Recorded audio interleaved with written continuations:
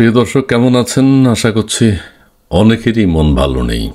যারা কুমিল্লা মুরাদনগরের ভিডিওটি দেখেছেন, এইভাবে ন্যাক্কারজনক ঘটনা ঘটতে পারে ভাবা যায় না। ভাবা যায় না কেন? ভাবা যায় বাংলাদেশের, কারণ মবের রাজা, মব কিং যা বাংলাদেশে করছেন, যার নেতৃত্বে এগুলো হচ্ছে, তিনি নিশ্চুপ আছেন, তিনি চুপ আছেন। যাই হোক, কুমিল্লার মুরাদনগরের যে ঘটনাটি, সে বিষয়ে কিছু কথা বলি।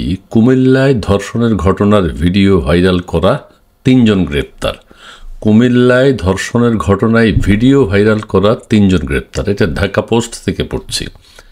এখন ভিডিও যারা ভাইরাল করেছে, তাদের স্বার্থে তারা ভাইরাল করেছে। যারা ভাইরাল করেছে, এরা যদি ভাইরাল না করতো, তাহলে তো দেশবাসী ঘটনাটা জানতোই না। ওই ধর্ষকের বিষয়ে কোনো মামলা হতো না, ওই ধর্ষককে গ্রেপ্তার করার কোনো চিন্তা ভাবনা করতে হতো না। কিন্তু পুলিশ এখন যেভাবে বলছে, পরিস্থিতি ঠান্ডা করার জন্য কুমিল্লায় ধর্ষণের ঘটনার ভিডিও ভাইরাল করার 3 জন গ্রেপ্তার।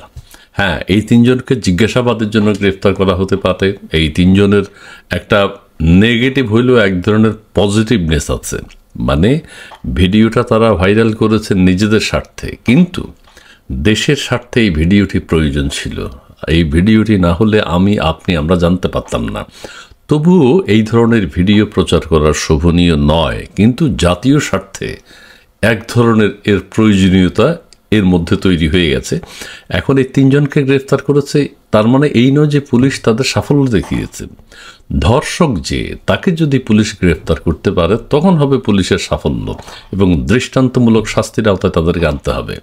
এখন ভিডিও ভাইরাল করা যে 3 জনকে গ্রেফতার করা হয়েছে, এই 3 জনকে জিজ্ঞাসাবাদ করা হতে পারে। এই 3 জন কেন এই কাজটি করেছে, হ্যাঁ, কারা করেছে, কারা সংশ্লিষ্ট ছিল, কারা এর নেতৃত্ব দিয়েছে, কে সেই ছেলেটা এখন কোথায়, ধর্ষক এখন কোথায়, সেটা তাদেরকে জিজ্ঞাসাবাদ করা হতে পারে। তাদের শাস্তি কী হবে জানি না, কিন্তু এই ভাইরালের ঘটনার একটা পজিটিভ দিক আছে। এই 3টা ছেলেকে যে গ্রেফতার করা হয়েছে, এরা যদি ভাইরাল না করতো, নেগেটিভ অর্থে এরা ভাইরাল করেছে, কিন্তু পজিটিভলি যদি বলি, আমরা দেশবাসী এদের কল্যাণে জানতে পেরেছি। এটাকে আইনের ভাষায় কি বলা যায় আমি জানি না, কিন্তু তাদের উদ্দেশ্য যেটাই হোক, কিন্তু দেশবাসীর কাজে লেগেছে, দেশের মানুষ জানতে পেরেছে। সারা দেশব্যাপী একটা তীব্র ক্ষোভ তৈরি হয়েছে ভিডিওটা দেখার পর। এখন এই ভিডিওটা দেখার পর সাধারণ মানুষ, সারা দেশের মানুষ এই বিষয়টার প্রতি দৃষ্টি দিচ্ছে। কোথায় কি হচ্ছে, কে ধর্ষক, কে নির্যাতন করেছে, তাকে গ্রেপ্তার করতে হবে, দৃষ্টান্তমূলক শাস্তি দিতে হবে। যাই হোক, নানান ধরনের বলাবলি করা হচ্ছে সে নাকি বিএনপির সাথে সংশ্লিষ্ট। সেটি যেটাই হোক, অপরাধী অপরাধী। আর একটা হিন্দু ধর্মাবলম্বী, আমি বুঝি না এটা কিভাবে কি হয়। যেই ধর্মেরই হোক, এই ধরনের ন্যাক্কারজনক ঘটনা ঘটবে কেন? মানুষের সাথে মানুষের পার্সোনাল রিলেশন থাকতে পারে, স্বাভাবিক। আমাদের দেশে আরও ন্যাক্কারজনক কিছু ঘটনা আছে। কেউ হয়তো এখানতে সময় কাটাচ্ছেন, ওখানে 10টা ছেলে ঢুকে গেল, এটা এখন অত্যন্ত স্বাভাবিক হয়ে গেছে। পার্কে হয়তো একটা ছেলে মেয়ে কথা বলছে, সেখানে 10টা ছেলে ঢুকে ওই ছেলে মেয়েদেরকে অকথ্য ভাষায় গালাগালি, তাদের ভিডিও ধারণ করা হচ্ছে, লাইভ দিয়ে দেওয়া হচ্ছে।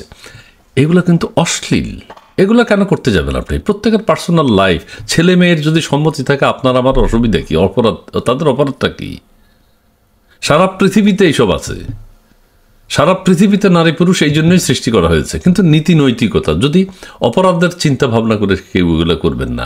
যদি ছেলে মেয়ে রাজি থাকে, তারা যদি বিয়ে করে, করুক, আমাদের অসুবিধা কি? তারা যদি বিয়ের আগে সম্পর্ক করে, আমাদের অসুবিধা কি? তাদের যদি পাপ হয়ে থাকে, পাপের জবাবদিহি তারা করবে। আপনি কে? আমরা তাদের ভিডিও ভাইরাল করে দেয়া, তাদের একদম মানে এটা কি নিষ্ঠুর আচরণ! একটা মেয়েকে, তার শরীরের কাপড় নেই, সেই ছবি সব ভিডিও ভাইরাল করে দিচ্ছে। একটা মেয়েরা বেশি ভিকটিম হয়। মেয়েরা জিজ্ঞেস করছে, আপনি হোটেলে কেন, আপনি পার্কে কেন, আপনি আর বেড়া তুইও। তো এগুলো পরিহার করতে হবে। আমাদের মবের রাজা সবসময় হয়েছে, অতীতও হয়েছে, তা নয়, অতীতও হয়েছে, কিন্তু এই সব ঘটনা সাধারণ বিবেক, সাধারণ মানুষের যারা করেছে তাদের বিবেক কোথায়? যে করেছে, ধর্ষণ করেছে, তার বিবেক কোথায়? প্রত্যেকের আলাদা আলাদা বিবেক জাগ্রত হতে হবে এবং এখন আমি সবশেষে আবার এই কথাটি বলবো, এই ঘটনার তীব্র নিন্দা জানাই, ভিডিও ভাইরাল করার তীব্র নিন্দা জানাই, ধর্ষকের তো নিন্দা জানানোর ভাষা নেই। ভিকটিমের প্রতি সহানুভূতি সহযোগিতার হাত বাড়াতে হবে সকলকে, পুলিশ তাদেরকে গ্রেফতার করতে হবে, এবং এই 3টা ছেলেকে যেহেতু গ্রেফতার করা হয়েছে এদের ব্যাপারে বিবেচনা করা উচিত। এইটার এক ধরনের পজিটিভনেস আছে, মানে তারা যে ভিডিওটা ভাইরাল করেছে সেই কারণে আমরা সবাই জানতে পেরেছি, সারা দেশের মানুষ ফুঁসে উঠেছে, ক্ষোভ তৈরি হয়েছে। তাই হোক, আইন ওদের চিন্তা ভাবনা করবে, কিন্তু ওই ন্যাক্কারজনক ঘটনা যে ঘটিয়েছে তার দৃষ্টান্তমূলক শাস্তির ব্যবস্থা করা হোক।